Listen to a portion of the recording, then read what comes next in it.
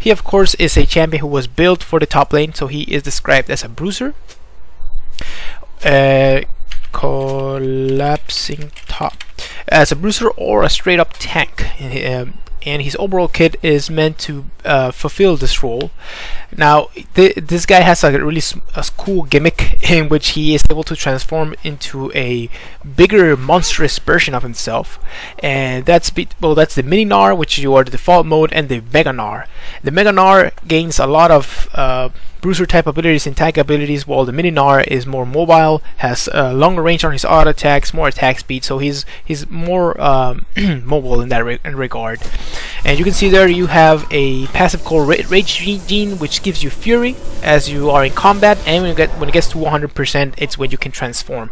Now the transformation can occur instantly if you press an ability, or it will take a couple of seconds after you hit 100 to actually transform.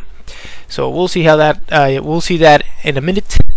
You will see transformation, and the reason why he can be played as a jungler is because he has a pretty awesome passive on the W, which will give you additional damage on your every third attack based on the target's maximum health. So that destroys jungle monsters quite fast. Tank it. Why aren't you tanking this for me? Tank it a few hits. There it is. Thank you. Oh, that's a ton of damage. Thank you for that, team. Excellent. We got this pretty quickly. And now the rest of his abilities are pretty awesome as well, but this is the one that makes him an awesome, well, not an awesome, but a decent jungler, or a decent clear of the jungle. So for his first ability as the little Gnar here is your boomerang. You saw me there, I just threw it. And basically what it does is it gives you a really long range skill shot that it will hit a target and it will turn back as soon as it hits it, so it will not actually hit a lot of minions and stuff like that. It will just hit and maybe do a small AoE around that and go back. If you catch it, you have reduced cooldown on the ability again, which is awesome. I'm going straight to the red buff, which is awesome, and I highly recommend you do this. Catch it every time you can. We got first blood in the mid lane. That's awesome. The ability does slow, and as the laning Gnar, it's an excellent ability for harassing and farming from afar. In the jungle, I just take 1 point into it, and I don't really max it. You know what? Top is pushing a lot, so I'm gonna concentrate on farming this, getting that level 4. So I'm gonna get an extra point into the W here, so it's faster. Good job. And when you're the Mega Gnar, it actually throws a boulder which you can also pick up, and it will reduce the cooldown again, and it will actually do a good amount of damage. I should be kiting here a little bit. There it is.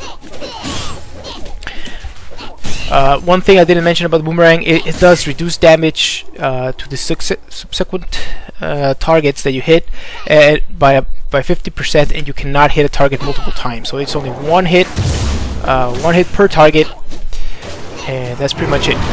The next ability, I already talked about the three hit passive, and when you actually gain, not only do you gain the damage on the target, you also gain a burst of speed, which is pretty awesome. And the Mega Gnar gives you I'm gonna cast it right now, a line skill shot that stuns enemies, and it scales off AD. And since I will be maxing this first, it will actually give me a good amount of damage and low cooldown on this when I transform. So pretty awesome to have this at your disposal. And your next ability is your E. Your E is a small leap that gives you attack speed when you're in the mini Gnar form, and you also are able to jump additionally. So if you hit a unit, it doesn't have to be a ally unit or enemy unit, it can be any type of unit, you will gain a little bit more jump. There it is. And the second jump actually gives you has a scaling HP scaling on the damage, so that's pretty awesome to have on the ability. Although it's pretty hard to aim, you have it there, and it's important that you do. And when you're the big Gnar, it's just a regular jump that will do damage based on your max health as well, and it will slow enemies around yourself. So that's pretty awesome to have. He's about to transform, but we can probably do something here. Here we go. Oh, nice jump there. You have excellent chasing. No, go in here. Go in here. He's about to transform, dude. It took too long to help me, so we're done. I got him pretty low, so that's good. Your ganks are not the best, at least early on, and you need to do a good job of balancing out the your fury meter, your rage here, so you can actually transform in the appropriate time, which is not easy. I want to try out. I really like going tanky in this game, and I think I'm gonna go tanky because we don't have a tank in this game. We need me to be tanky, so I'm gonna go straight up to the Spirit of the Ancient Golem, and I'll get damage after that, and I will probably get a giant spell after I get some AD, because you want to use synergy with the Ancient Golem as well. I have seen people go with Wriggle's Lantern on him. It works